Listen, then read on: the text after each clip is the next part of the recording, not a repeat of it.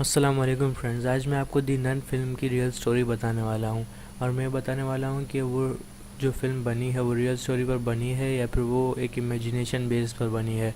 और उसके अंदर जो कैरेक्टर है वलाक, उसकी रियल स्टोरी क्या है, उन लोगों ने इसको किस तरह से इमेजिनेशन के बेस पर पिक्चराइज़ किया है।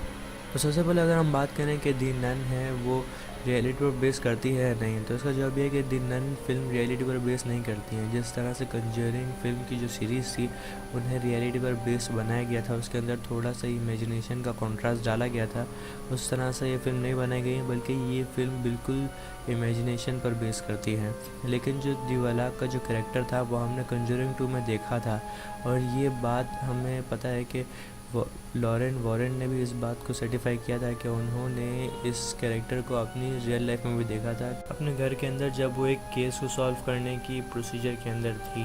अगर हम बात करें वेलाक की सेपरेट आइडेंटिटी के ऊपर, तो इसकी इन्फॉर्मेशन हमें एक डेमोनोलॉजी की बुक से मिलती है जो 17th सेंचुरी में लिखी गई थी, जिसका नाम है लेज़र की ऑफ सोलोमन।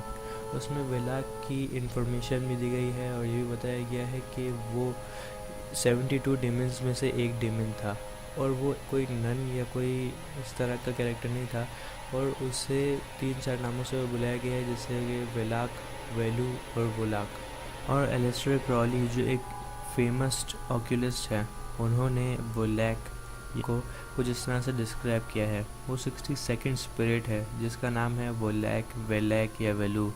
वो बहुत माइटी प्रेसिडेंट है, ग्रेट है, जो एक बच्चे की शक्ल में नज़र आता है जिसके पर होते हैं, और वो एक ड्रैगन को सवार कर रहा होता है जिसके 2 सिर होते हैं। वो सारी बुराइयों को मिटा देगा बगैर किसी फोर्स और स्ट्रेंथ के।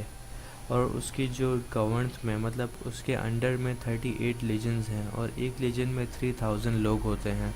उसका काम है हिडन ट्रेजर्स, मतलब छुपे हुए सवालों के सही जवाब देना और ये बताना कि ऐसे लोग, वो कौन से लोग हैं जो दूसरे लोगों को धोखा देंगे। अगर आपको ये वीडियो पसंद आए तो आप इस वीडियो को लाइक कीजिए और ऐसी वीडियोस के लिए मेरे चैनल को सब्सक्राइब कीजिए। बेल के आइकन को दबाएंगे तो आपको आने वाली वीडियोस की नोटिफिकेशन मिल जाएगी।